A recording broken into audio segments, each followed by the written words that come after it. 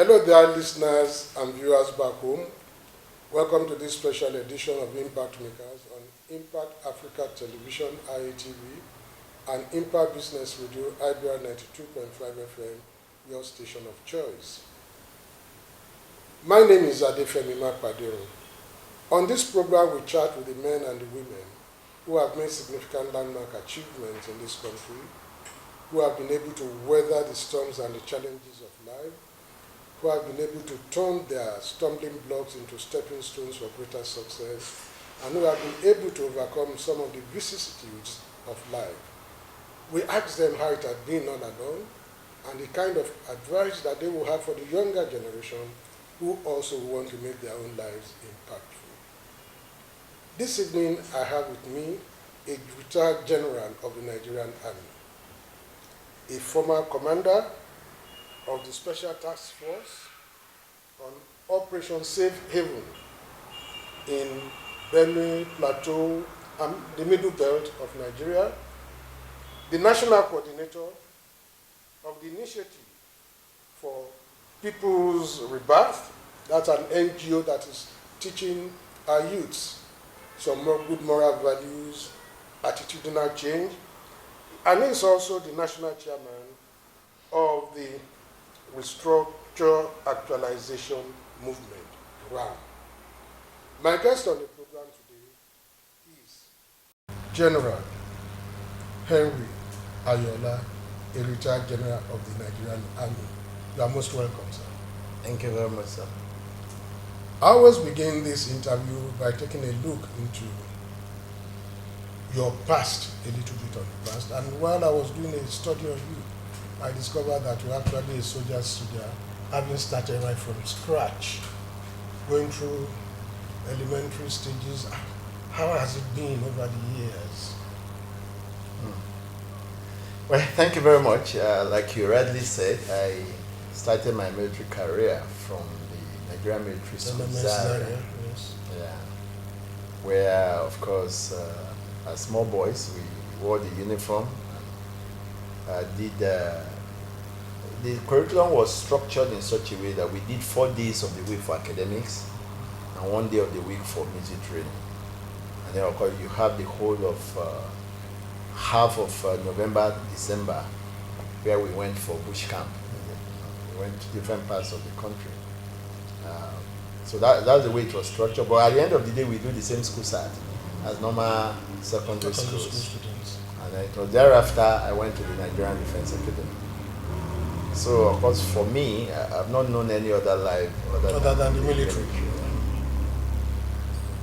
Now, when were your parents not afraid then?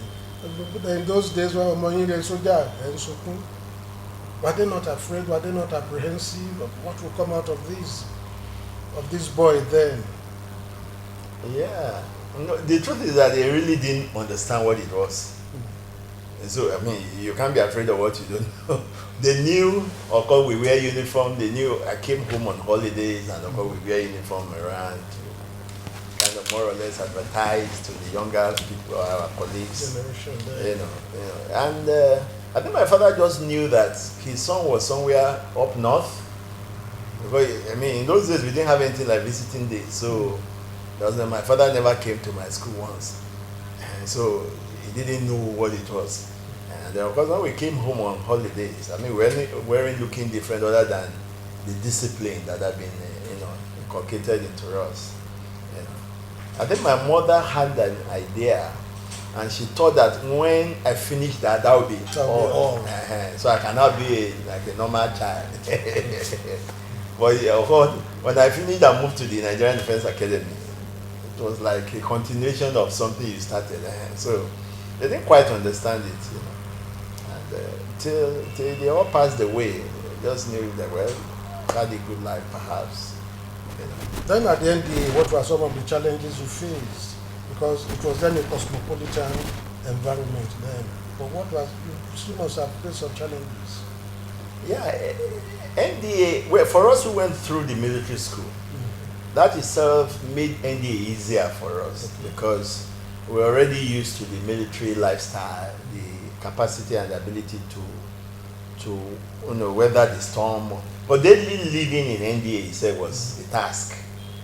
Just to be able to survive as a cadet, as a first timer in the academy. Your life was totally vulnerable to everything around you. You're programmed from morning to night. You don't walk, you run, you jog. You are programmed from point to point. And as you are finishing one, you are moving to the next. So it was a busy life. That you don't even have time to think, but you are simply just following programs. Like a robot.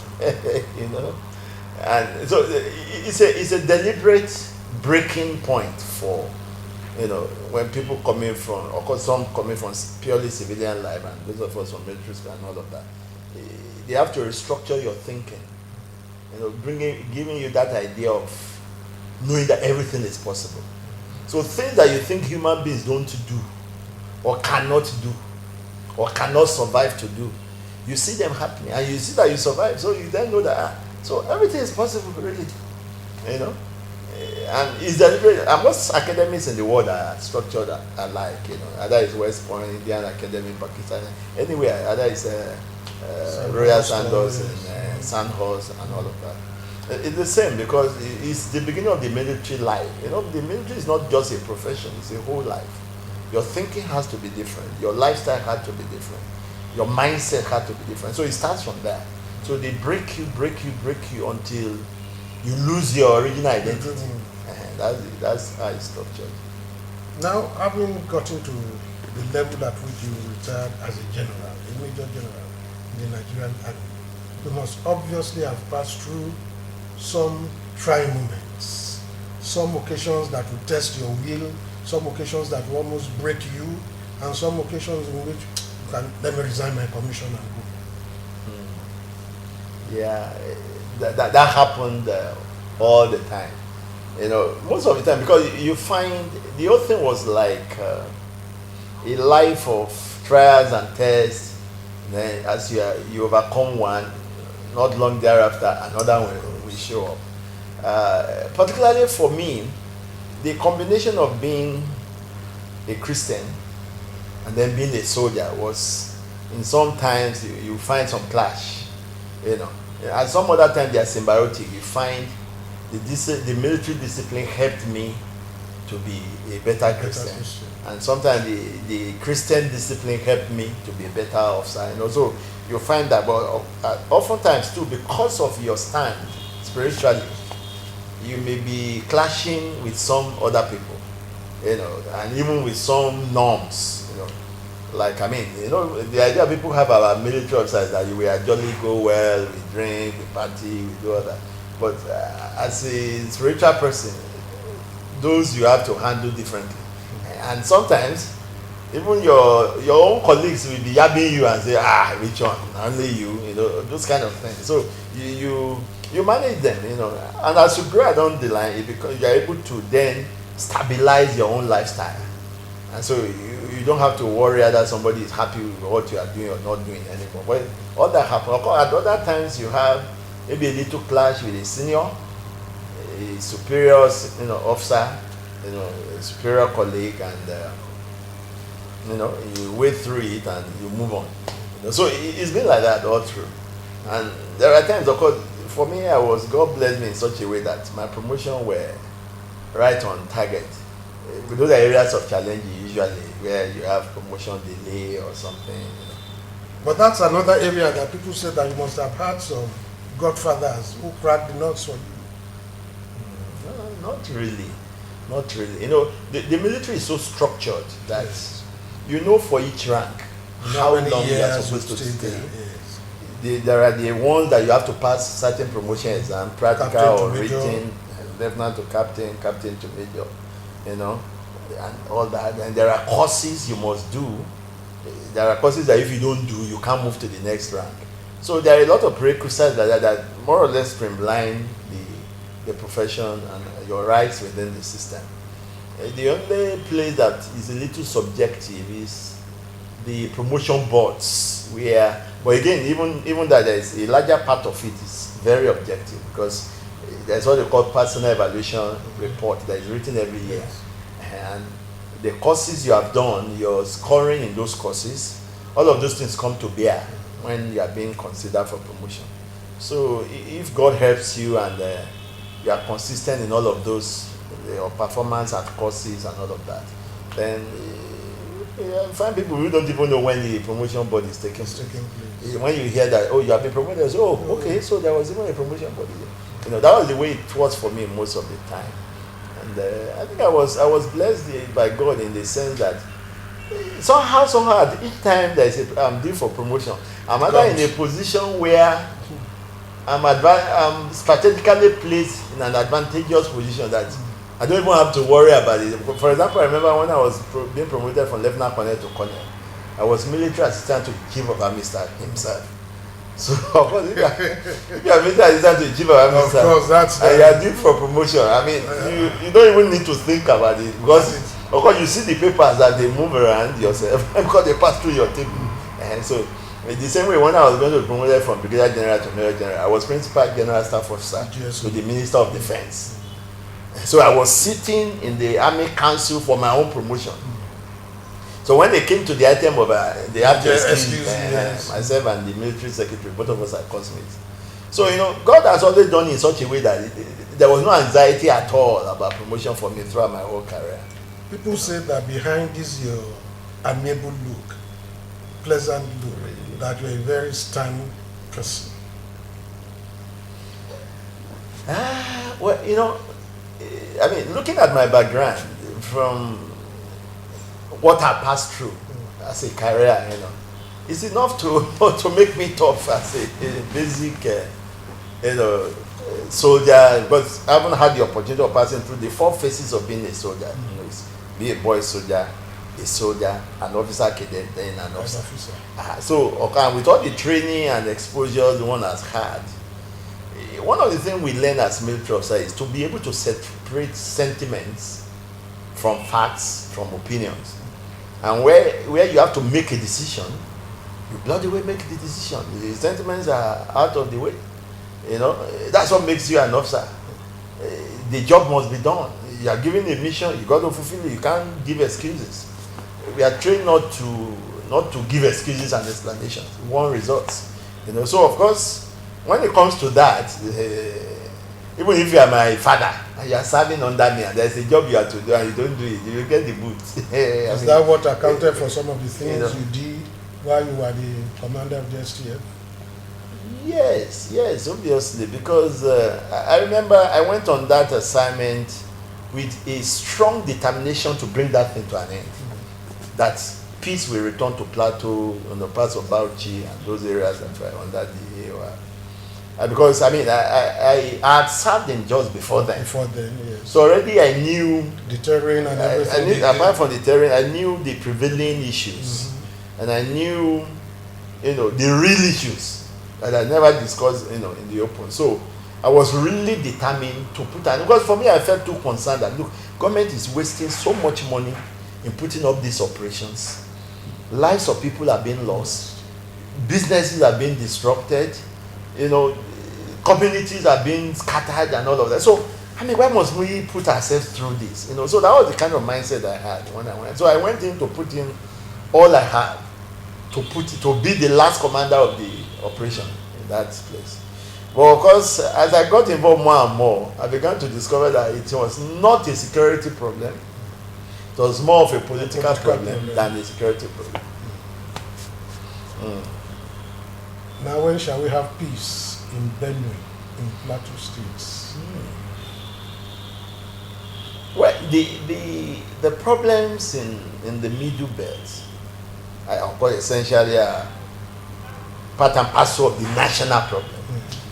So when you look at it that way, you know that until the national problem, the national question itself is addressed, and because the Middle Belt have been more or less like the hotspot, the flashpoint for it, and the hotbed for it, because whatever happens there is what we are seeing going down to other parts of the country. So when we address the national problem, obviously the problem in the Middle Belt will also be addressed. Over the past couple of months, we've had this issue of Boko Haram insurgencies. The Boko Haram people are just gaining ground. What's the way out? Well, you know, I have been an advocate for us approaching this insurgency issue with an overwhelming force. In the military, if you are going to attack an enemy who is a battalion, you should be 3 battalions. It's ratio 3-1. That's normal. But if you are going to approach it with an overwhelming force, then you should be talking about 4 battalions and above. With air support, everything. With all the other supporting elements, you know, joint and all of that. So for me, we really have not given Boko Haram our best shot yet. Is it that we lack the political will? That's a big question. I think that question we need to direct it to Abuja.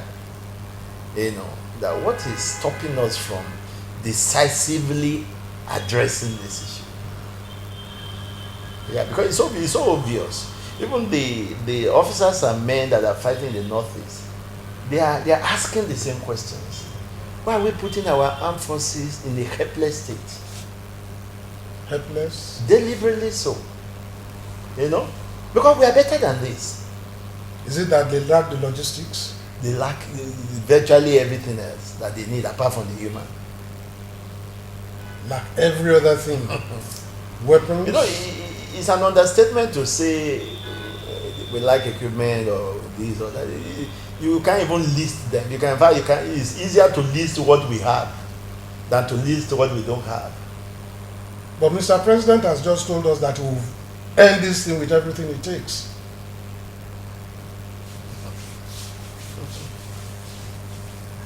Well, the reality of the ground is what we're discussing now. Yeah, I mean, you can make statements of determination to do something, but either you have the wherewithal to do it. It's my namesake, Baron Antoine Henri de Jomini, who said that any government that neglects its army under any pretext whatsoever is culpable in the eyes of posterity. For he has, by so doing, prepared his army for disgrace and his nation for humility. Yeah, that's what we have done as a nation. Either knowingly or unknowingly, either deliberately or unconsciously, that's what we have done. You see, the mistake is not just today, it's not just now. The mistake has been there since. When in the 80s, early 80s, the real time actually we have equipped our armed forces deliberately as a program. You know, what is done really, what should be done is that you do your global military assessment. You do your national security assessment. You do threat analysis. You do risk assessment. You put all of those things together to say, look, what kind of war do we see ourselves fighting in the next 25 years? Okay, when you answer that, then you say, what kind of weapons equipment do we need to fight that kind of war? We have never done that since, and it became even worse since 1999 when democracy came back. It's like, just put the military aside. They have had their time. You know, they have been holding us saying, just forget about them. That's what we did. So there has not been any deliberate program of equipping and procuring equipment and equipping the armed forces for particular wars.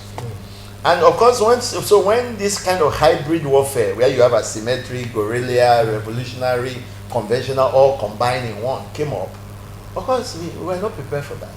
But now that we have it, it's said that an unconventional war requires unconventional tactics. Is it that there are no thinkers who can do this?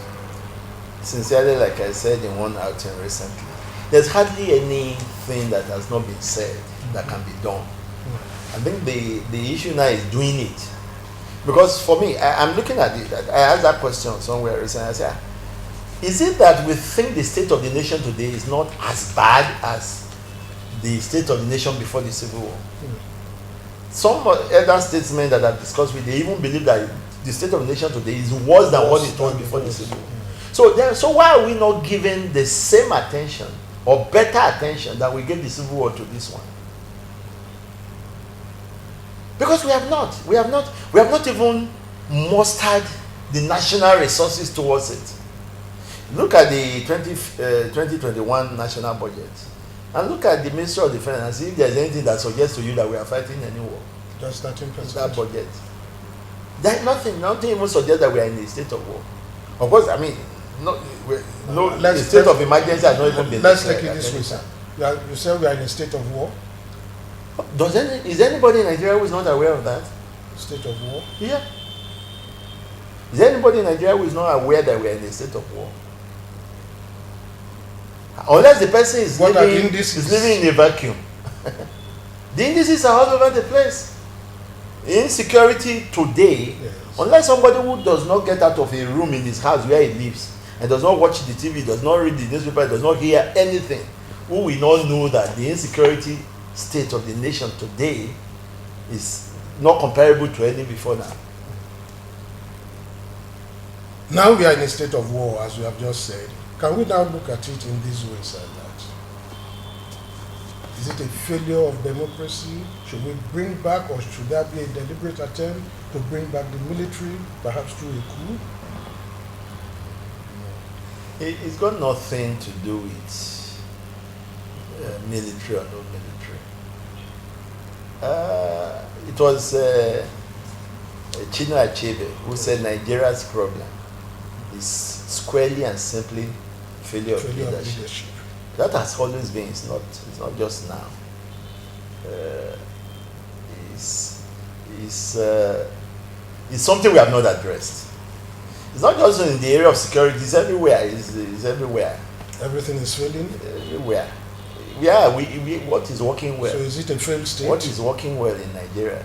No, I'm asking you, are we in a failed state? No, I wouldn't say that. Maybe those who are in that area will look at the indices and say, if you look at the indices, and you put them all together, it's not just one index, a number of indices before you can make such a categorical statement. But, I mean, from what we know, Nigerians are very simple people to lead. Our demands are not stringent. Maybe that's why our leaders take us for granted.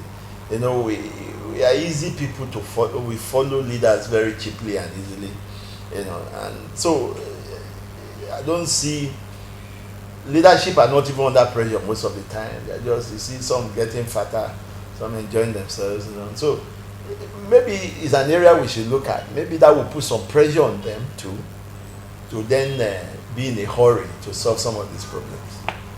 General Ayola, since you retired, one would have expected that, wow, I'm now free, I can go into politics, I can make a name in politics. Why are you not in politics? I think I'm in politics. Why are you not a politician? Okay, maybe let me put it this way. I've not got into partisan politics or been actively involved in asking for an office. Afraid of what? Because the terrain I'm seeing right now is not the kind of terrain I want to participate in. And that's why we're doing what we're doing to try to restructure that terrain itself. Make it an attractive terrain to well-meaning, principled leaders in the nation. The same reason why many, fine leaders in Nigeria have not come into politics. Because what they are seeing, the terrain they are seeing is not quite attractive. But rather than waiting till when it will be attractive, that's why we're getting involved to actually make it attractive. To try to clean up the terrain, structure it in such a way that it will not be a whimsical thing that we have been seeing. It will be a system of systems where things are done based on principles, processes, procedures, checklists. There are strong institutions, policies, strategies, and how they are to be implemented down the line. That's how nations that are doing well run. So we want to put that in place. Once that is in place, it becomes easy for people to participate in politics. It becomes attractive to, principled people. We are now in 2021, and all eyes are on 2023, when another general election will be due. what are the prognoses of 2023 being realistic? Well, I mean, the state of the nation right now, that we said earlier, security is number one concern for everybody right now. Of course, you have to be alive first before you can say participating in politics or you are voting or whatever. You've got to be alive.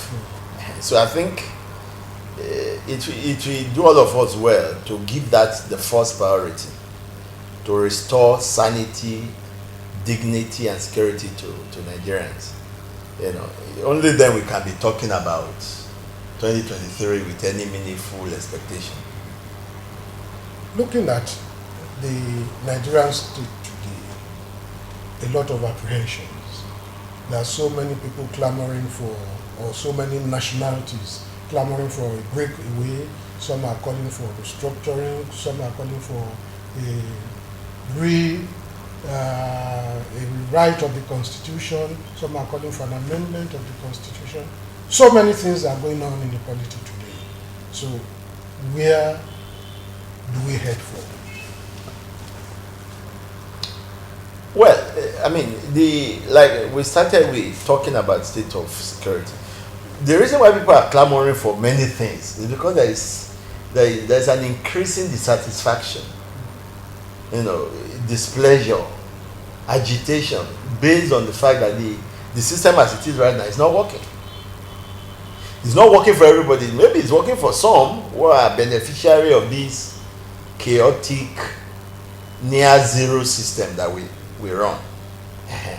Of course, those who are beneficiaries of it will be at ease with it, but the larger majority that are suffering the fact that this system is not working, of course we want something else. So that's what we're seeing. That's what we're seeing. All of these agitations and all that will fizzle away once we have a system that is working. Look, there is the economy of size, and there is also the politics of size. Most of these agitations will not be there if the challenges we're having right now were not there. I mean, if you take, for example, my Igbo brothers, you know that even the whole of West Africa is not enough for them. That's enough for them. Yes. So why would they be asking for a Biafra? It's just a language. It's an expression of displeasure to say, look, because this thing is not working, let's have our own thing. It's not because they want to now shrink into one small entity called Biafra. No, it's an expression. Okay, so in the same way, for those who are calling for the dual republic, in the same way, it's not. I mean, we know better that even from the dream of our forefathers, our liberators, all of them wanted a bigger nation than just their small ethnic entities. And because I mean, the advantages of that are self-evident. Okay, so it's the state of the nation that is engendering the agitation itself. We've been on this issue of turning the nation round for the better, in whatever language, call it restructuring, call it whatever thing.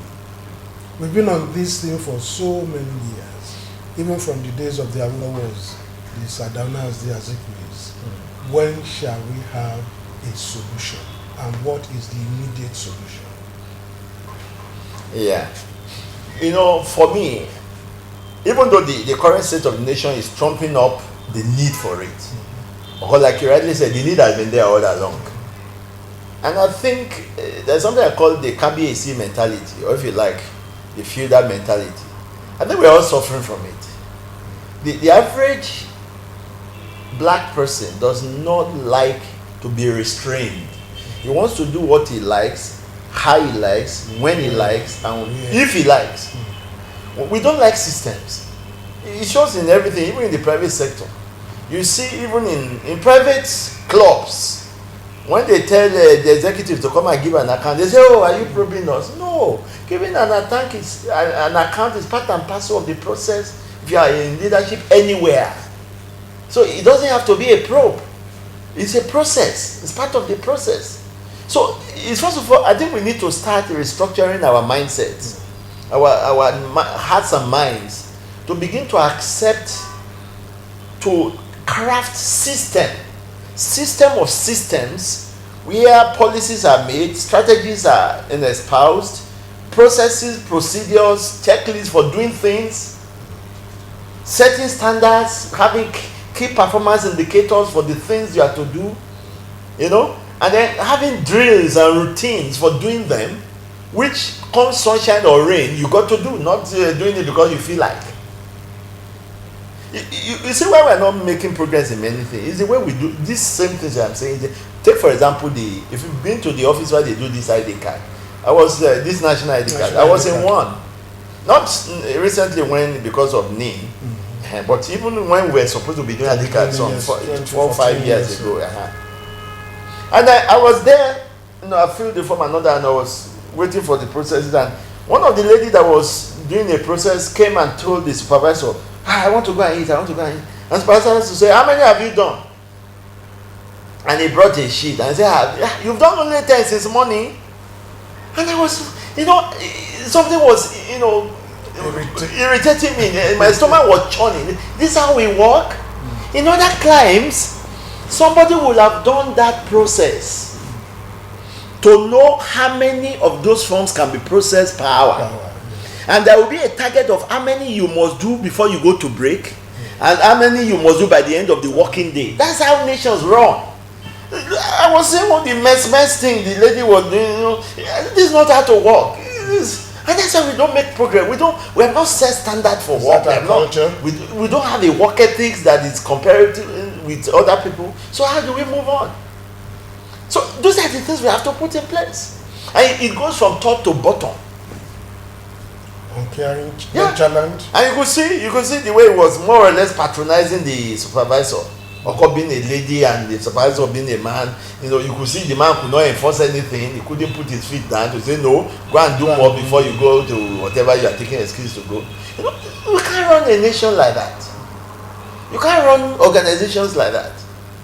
Okay? In other, if you take another example of maybe processing your international passport, in other climes, they know how many passports can be processed in a day, and at each stage of the process, in fact, they craft a form that you will enter the time the thing got to you in the line of the process, and the time it leaves your table to the next, and then we know how long you actually spend in doing your own part.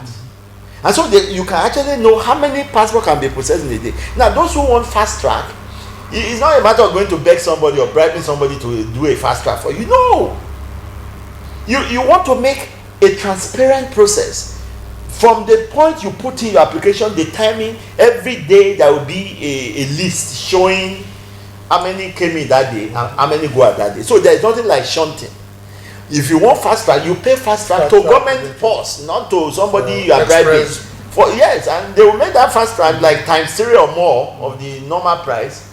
So those who cannot wait, they pay and get their own done. But those who can wait, you know, if it's 3 weeks from the time you put in your application that it takes for it to come out, they will tell you, come in 4 weeks.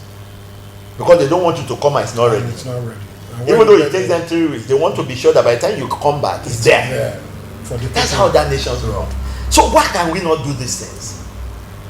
Why? General Ayola, let me take you up on one issue. Even from your name, you are Yoruba. Yes. Yes.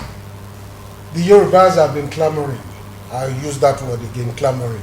Some Oduduwa nation, some this, some that. What is the Yoruba agenda? Well, sincerely, I'm not among those who are clamoring, so I don't know what the agenda is. With my national outlook and upbringing, there's no way I can be part of that. There's just no way. I believe that God has a purpose for Nigeria as an entity, and like I said, those who are clamoring is just a way. It's an expression of displeasure, not because they want to break away. No, nobody really wants that. It's like a last resort that if you won't allow us to live our lives the way then we go our own way. So it's a last resort thing. But I believe that we can have a better option, a better solution without going that route at all. And that's why we have been projecting, we've been suggesting regional autonomy, the evolution of power, resources and actualization movement. Good. So what is it all about? Oh, beautiful. Beautiful. Indeed, when you say restructuring, just a language, it's one way of putting it. we have put it in several other ways too. We talk about the evolution of power, responsibility, and resources. In the military, we talk about reorganization. It's done all the time. It's done all the time. The military is reorganized. There's a regular timing for reorganize. You reorganize, you recoup, you rejig. You know, these are all the languages. Even private sector, they do it. They do downsizing or right sizing and all of that. So restructuring is a continuous process. Even in our individual lives, people make resolutions at the beginning of the year and say, oh, this year I won't do this again, I won't do that, I'll do this, I'll do that. People set goals, annual goals, and say, oh, by the end of this year I want to be able to have achieved this. I want to do a course in my professional line, I want to go for so course, or I want to go for pilgrimage this year. All kind of goals people set. So it's a natural, normal life thing. So, but when we don't want to do a thing, we start painting it black and all kind of thing. But without even it, we won't move forward. That's what it means. Because change itself, there's what we call the burden of change. Nobody really embraces change. Leave a comfort zone. Whatever you've been used to and you're enjoying it, you feel comfortable there. But then, if life must improve, you must change. You must change. I've always said, no matter how onerous the burden of change is, without change, there can be no growth. For growth itself is a measure of change. Okay, so it's not something we can run away from. It is even better to lead change, determine the direction of change, than to allow change to happen on its own. Because then it may happen in a direction you don't want. Okay, and that's why it's better. That's why people have written a book called Leading Change. Yeah, because if you don't lead change, change happens anyway. So it may happen in the direction you don't desire. But when you lead it, and that's why Alan Kay also said the most reliable way of predicting the future is to invent it. But if you don't, then the future will give you whatever it feels like giving you. And then you now have to be struggling with it. So in the military, you have this tradition. If you are embarking on maybe a project or in the war situation, they say you do a recce. That is, you evaluate what is it. Restructuralization movement. Has any recce been done? Yeah. Okay, let me say a few things about us. The restructuralization movement is actually based on Reiki, if you call it Reiki, or you call it an assessment of the situation, or an estimate of the state of the nation. What we have done is to actually play the whole game up front. Look at the situation, simulate it to the end, and that's how we'll be able to conclude that, look, in the final analysis, restructuring is one viable option that will solve most of our problems that the nation is facing right now. And how did we arrive at that?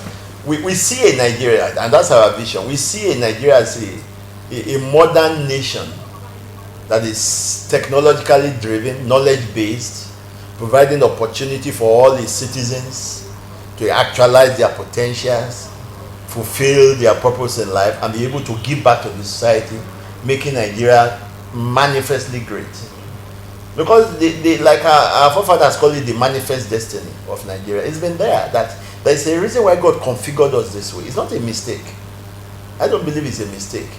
It's just we that have not managed our diversity properly, turned it into strength, turned it into synergy, into advantage.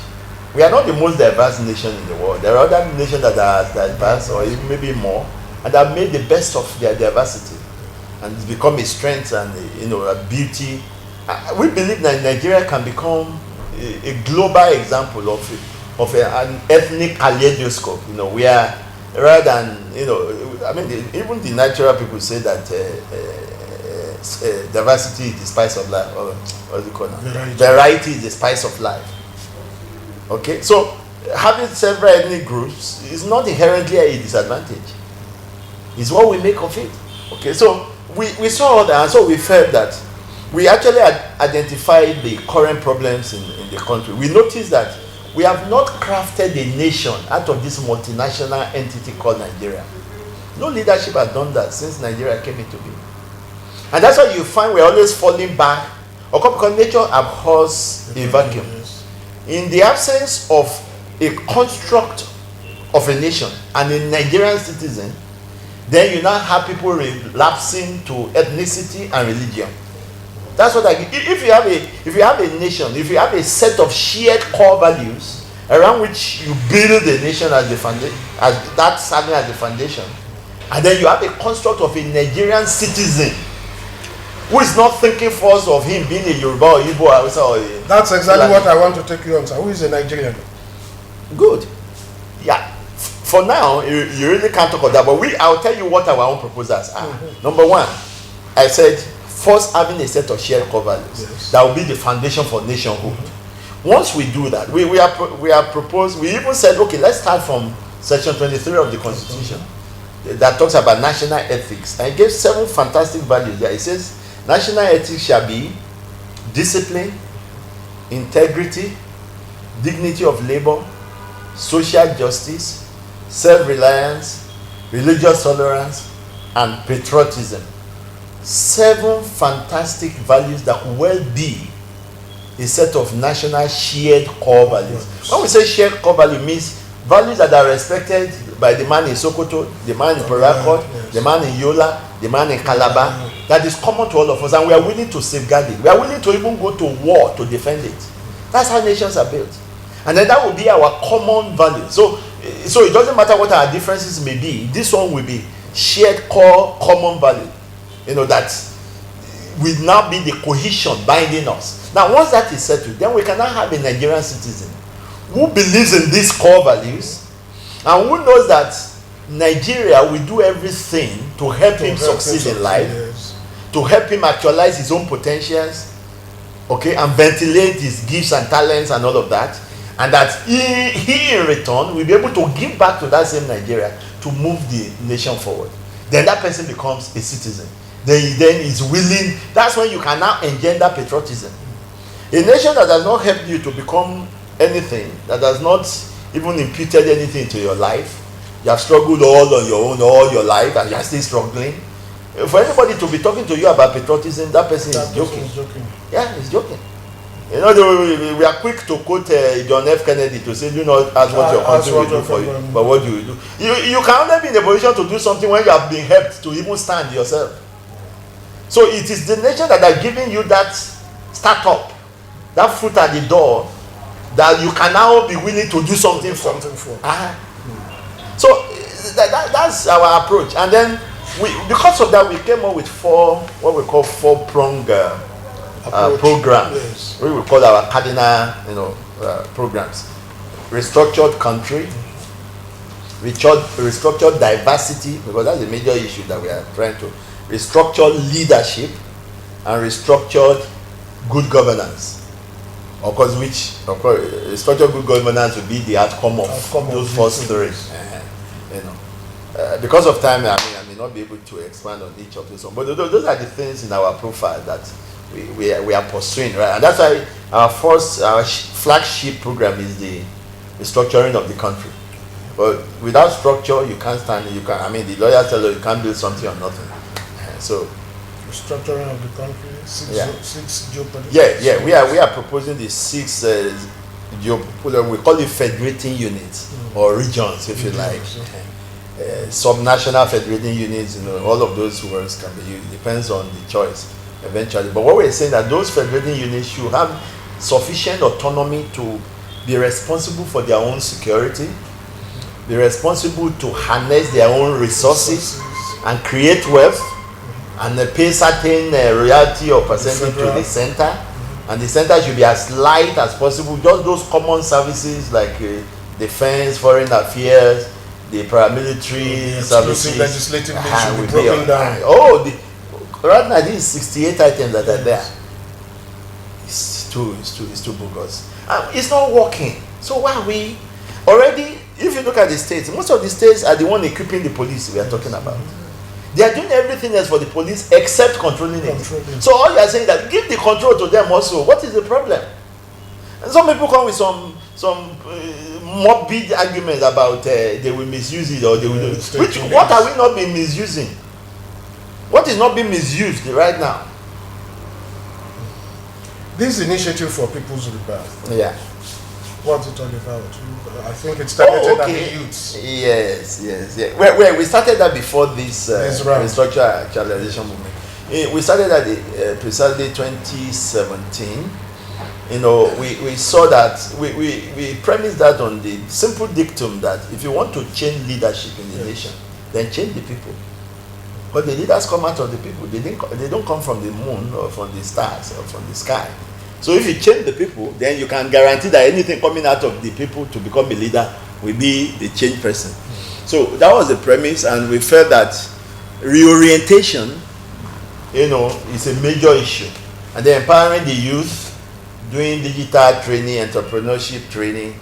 And then towards the election, we came out with what we call the 4 pillars of leadership, that we're encouraging the people to use that to assess the candidates they were going to vote for.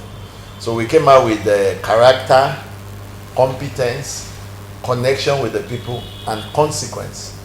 You know, consequence means, legacy. Somebody who cares about legacy, who wants to bequeath a good legacy to the people is trying to lead. Connection is very important, but we discover a lot of our leaders, they are so aloof from the people that you wonder what even brought them into leadership, because they don't care about what the people are doing. You can't even see them. They don't even care. That's why it's unthinkable with the level of insecurity we have, and leaders can still go about feeling fine, as if they are totally, they are innocent, or they are not concerned about what is going on. So that's why we brought those, and of course, character. Everything rises and falls on character. So we believe that of course, again, it was Thomas Jefferson who said, "I pray that our principal men may be men of principles." Not having men of principle is also what is playing out on the leadership failure level. So these are the things we tried. We actually brought it out as we printed it colorful and distributed. But I'm sure you know that better than I do. Either that election, either that thing worked or not. But we still saw we still see things like that happening. So which means the people are not still being led by such criteria, looking for such criteria in leaders. But we still have to work on, reorienting the minds of the people. Well, in the final analysis, they are the one who decide their leader, that where the vote counts. But again, there are situations where the vote don't even count. Neither are they counted nor do they count. But let's assume that the vote will eventually count. Or can you trust the electorate themselves to make the right decision? Yes. That's the thing. In those good old days, in the military, you had the Yorubas in the top echelon of the military. Those days when you had the likes of Brigadier Benjamin Adekunle, Olutoye, Oluleye, Shotomi, and Co. Yeah. What has happened to the Yorubas within the military? Well, the data you have just mentioned is fairly correct. Let me put it that way. Fairly correct. Because of my background, I have these facts on my fingertips. The first Nigerian Army officer was Wubasi. Yes. Is N1. N2 was Ayola. N3 is Ademulego. N4 is Shodende. N5 is Malari. N6 is Shodikwe. N7 is Adebayo. N8 is Mohammed Kor Mohammed. N9 was Nwawo. No, N9 was Lagema, and Nwawo is N10. These are the first 10 officers. Now, at that time, yes, every part of the country was fairly represented, And they are still fairly represented because admission into the military is based on quota system. They are still fairly represented. You see, the impression given is based on what who are holding the strategic position that people hear their name. Or if somebody is not holding strategic position, you will not hear his name, so you will not know that he's there. So if the strategic positions are held predominantly by a side of the nation, then it will look as if there are more. But it is actually not true. Every part of the nation is represented. And of course, because our people are hard workers by nature, and they are also brilliant people. So of course, they get to high levels, in their career very well. It seems to me, sir, that TRADOC is not actually doing the work it's supposed to do.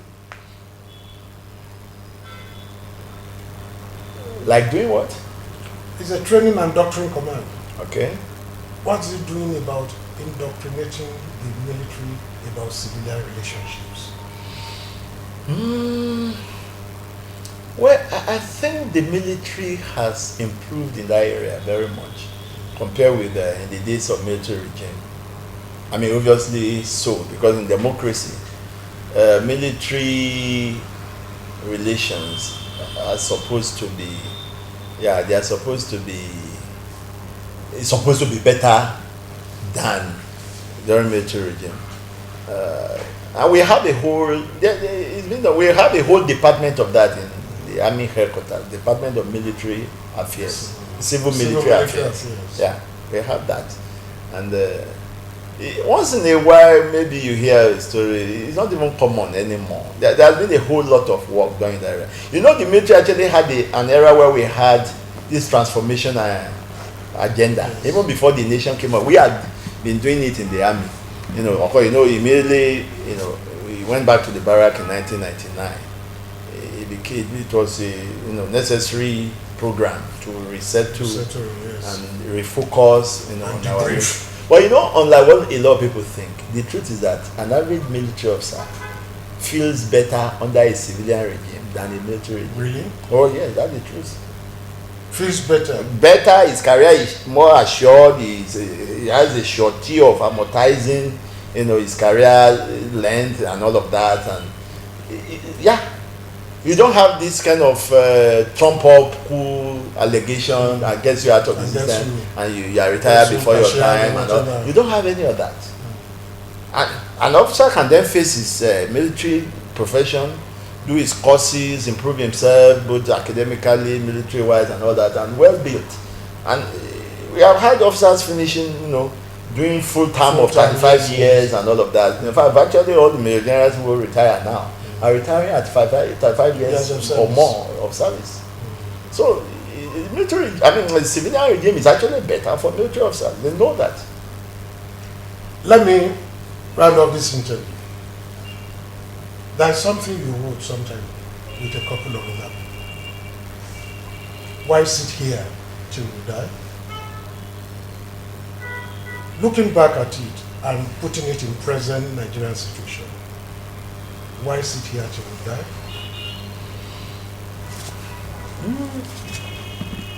You were looking at the situation in Samaria then. Yeah, what you're referring to, I'm not too sure but I think I've read that article, but I'm not too sure. I'm not the part of the write-up, but I think I know the person who wrote it. Some of it was ascribed to you. Ayola. Maybe I contributed to it. Maybe they sent me to proofread. So I remember it vividly. It's a story of after the famine in Samaria, and the prophet said that by this time tomorrow. Yeah. So. Well, I think even we have come to a point where everybody is asking that question. And that's why people are doing all kind of different things now to address the issue. I think what is important to do is to have a coordinated effort so that there will be convergence of effort, then there will be economy of effort, and then there will be a punch, effect. If not, if we allow everybody just doing what they like here and there, the whole thing will be disorganized and there won't be coordination and all of that. But I think it's a good question to ask, because there is always something, the indomitable spirit of man does not accept that any situation is finished or is done for, there is nothing you can do anymore. No. There's always something we can do. And I believe it strongly in that there is always a solution. Whatsoever is conceivable is achievable. So we just need to give it a little more push and a little more patience, a little more endurance, like things like that. And when we get it's a phase. Actually, I see it as a transition crisis. What we ought to have done in the 60s, 70s that are not done, they are now coming back to haunt us. And so if we address them now, we won't need to address them later again. It's because we didn't address them then. Since we didn't pay the price initially, we got to pay the price eventually. That's what is going on. And once we address them, this transition crisis is actually an indicator. It's a good news to us if only we understand. It's an indicator that we are about to break into a modern new society.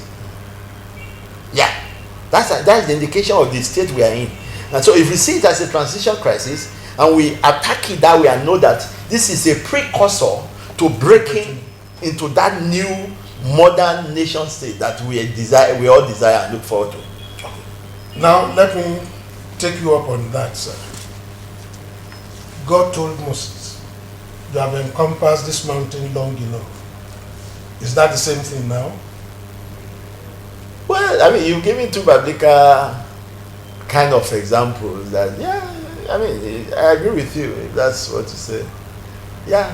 Not what I say. Yeah, because I believe God has a purpose for Nigeria, no doubt.